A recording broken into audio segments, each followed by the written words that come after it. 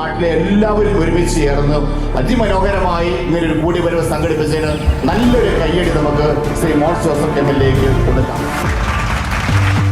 നമ്മൾ എപ്പോഴും സക്സസ്ഫുൾ ആയിട്ട് ഇവിടെ വന്നിരിക്കുമ്പോൾ ഇങ്ങനെ എക്സലൻസ് അവാർഡ് മേടിക്കുമ്പോൾ നമുക്ക് നാച്ചുറലി ഒരു പ്രഷർ ഉണ്ടാകും. ഇവിടുന്ന് താഴേക്ക് പോകാൻ പാടില്ല, അല്ലെങ്കിൽ ഇനി എന്ത് ചെയ്താലും വിജയിക്കണം എന്നൊരു പ്രഷർ ഉണ്ടാവും അല്ലേ?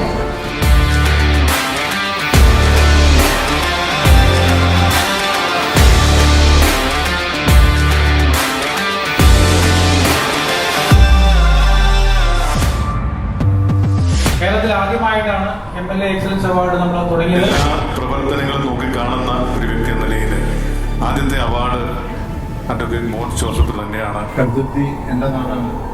ഇത്രയധികം ആളുകൾ ഇതിൽ വന്ന് പങ്കെടുക്കുമ്പോൾ നമുക്ക് മനസ്സിലാവും ഇത് എത്രമാത്രം കരുത്തുറ്റിക്കാർക്ക് പ്രധാനപ്പെട്ട ദിവസമാണ്, എത്രമാത്രം വലിയ പരിപാടിയാണ്. MLA എക്സലൻസ് അവാർഡ് ഇങ്ങനൊരു പരിപാടി ഇവിടെ നടക്കുന്നത് തന്നെ വലിയൊരു നല്ലൊരു ഉദ്ദേശത്തിലാണ്. അതിന് മോൻസ് ജോസഫ് സാറിനോട് വലിയൊരു അഭിനന്ദനം അറിയിക്കുന്നു.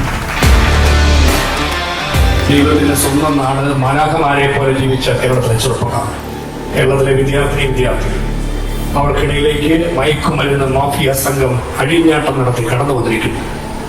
വർഷങ്ങൾ നീണ്ട ആപത്തിലേക്ക് നാം വീഴുകയാണ്.